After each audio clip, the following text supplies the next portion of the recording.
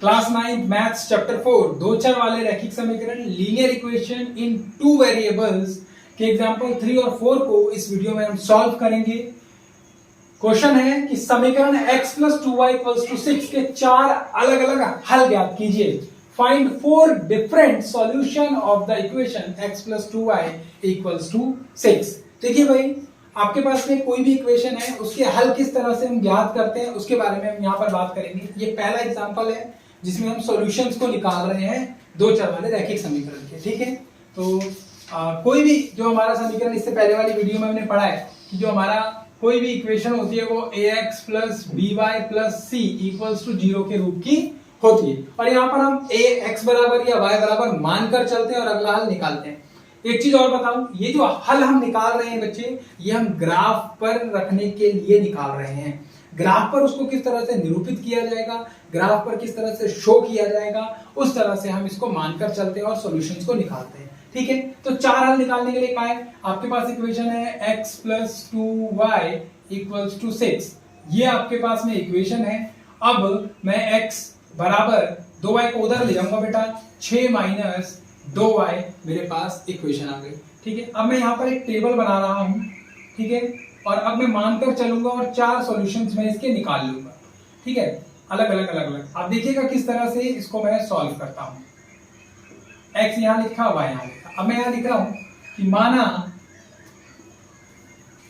y बराबर 1, तो x बराबर क्या, पहले y बराबर 1 रखने पर x बराबर बेटा ये देखो 6 - 2 गुना y की जगह मैंने क्या लिख दिया 1। तो x का मान क्या आ गया, 6 - 2 = 2 और x का मान आ गया 6 में से 4 2 गया 4 आ गया, यानी कि x का मान आ गया 4। मैं दूसरा मानकर चलूंगा, माना y बराबर 2, तो x बराबर, मैंने y बराबर अब 2 मान लिया, तो x बराबर हो गया 6 - 2 गुना y की जगह 2 और x बराबर आ गया 6 - 4 2 दूनी 4 और x का मान आ गया 2। बेटा x का मान आ गया 2। अभी मैं तीसरा मान लेकर चल रहा हूं, माना y बराबर 3। अब ये कहां से आ रहे हैं, 1 2 3 कहां से आ रहे हैं, अपनी मर्जी से आपको लेना है। एक कोशिश और, आप कोशिश करिए कि 0 ना लें और कोई बटे में संख्या ना आए सॉल्व होकर, ऑब्लिक में ना आए, पूरी तरह से संख्या कट जाए, ऐसा आपको सॉल्यूशन लेने की कोशिश करनी है। ठीक है, माना y बराबर 3, तो x बराबर 6 - 2 गुना 3 और x बराबर 6 - 6, x बराबर 0। जब आपने y बराबर 3 लिया तो x बराबर आपके पास 0 आ गया। लास्ट चार सॉल्यूशन लेने ना, माना y बराबर, मैं -1 लेता हूं। देखिए माइनस की संख्या से भी हम किस तरह से करते हैं। तो x बराबर आपके पास आ गया 6 - 2 गुना माइनस का 1 और ये हो गया 6 x बराबर -2 एकम माइनस प्लस का 2। तो x का मान कितना आ गया, माइनस और माइनस हो गया क्या आपके पास, प्लस हो गया, तो आपके पास x का मान आ गया 6 और 2 8। तो जब आपने -1 लिया था तो आपके पास क्या आ गया 8। बेटा आप माइनस में संख्याओं को ले सकते हो x और y की जगह, आप प्लस में भी ले सकते हो। तो देखिए 1 2 3 4 ये सारे सॉल्यूशंस निकले और ये हमने टेबल इसकी बना दी। समझ गए आप? चलते हैं एग्जांपल नंबर 4 पर। निम्नलिखित समीकरणों में प्रत्येक समीकरण के दो हल ज्ञात कीजिए। ऊपर 4 निकालने थे, सेम उसी तरह से होगा दो हल, बट कुछ अलग होगा, क्योंकि देखिए अभी ऑब्लिक में भी आएगा तो आपको कुछ सोचना पड़ेगा।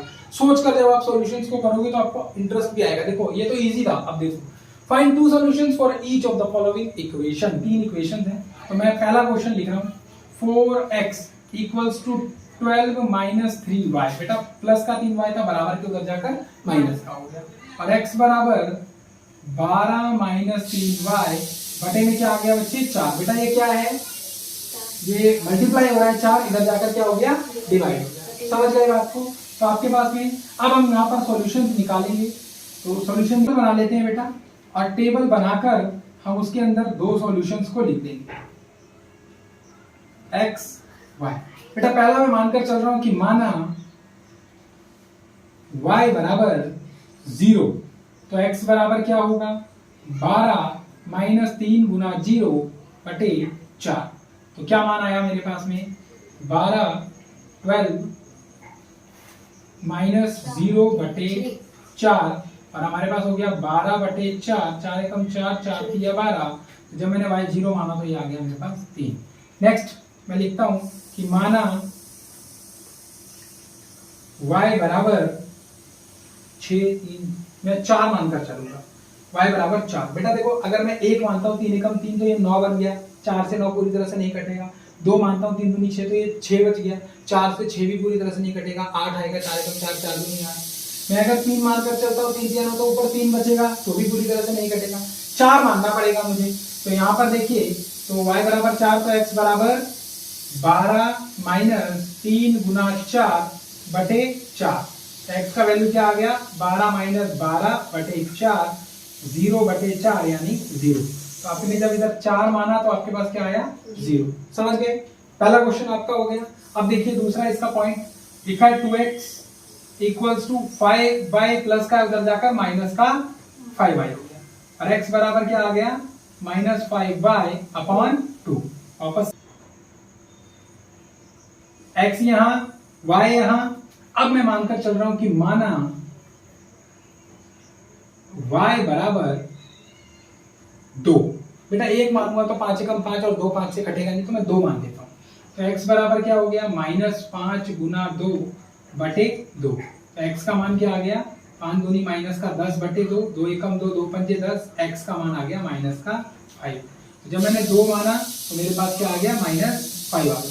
समझ गए। दूसरा लेकर चलते हैं कि माना y बराबर 4 तो x बराबर माइनस 5 इंटू 4 अपॉन 2। x का मान आ गया 5 चौका माइनस का 20 बटे 2, 2 एकम 2, 2 धाम 20, x का मान क्या आ गया माइनस का 10। जब आप इधर से 4 मानकर चल रहे हो तो आपके पास क्या आ रहा है माइनस 10 आपका आंसर आ रहा है। लास्ट इसका क्वेश्चन देखो, इसमें x का वैल्यू ही नहीं दे रखा आपको, 3y प्लस 4 दे रखा है। तो आप इसको लिख सकते हो कि 0x plus 3y plus 4 equals to 0, इस तरह से लिख सकते हैं। और बेटा ये उधर जाएगा तो क्या हो जाएगा देखो 3y इक्वल्स टू माइनस 4। बेटा 0 ये x उधर जाएगा तो कुछ मतलब ही नहीं बनेगा, और y इक्वल्स टू हो गया माइनस 4 अपॉन 3। तो y 0, x का तो मान ही नहीं है कुछ भी, तो x कुछ भी मान होने पर हमारे पास में y क्या आएगा माइनस 4/3 ही आएगा। तो इसे बिना सॉल्व करे भी हम इसके टेबल को इस तरह से लिख सकते हैं कि x का कोई भी मान होने पर y हमारे पास क्या आएगा। अगर x 0 है तो भी y हमारे पास 4/3 आएगा, अगर x 1 है तो भी हमारे पास y का मान माइनस 4/3 आएगा, अगर x 2 है तो भी y का मान हमारे पास माइनस 4/3 ही आएगा। इस तरह से y के मान सेम रहेंगे और x का मान कुछ भी इसमें हो सकता है। समझ गए आप बात को, y का मान अपना कांस्टेंट रहेगा क्योंकि x तो इसमें है ही नहीं, बिल्कुल समझ गए ना। ठीक है, होप समझ में आया होगा आपको। Thank you so much, note कीजिए इसे, धन्यवाद।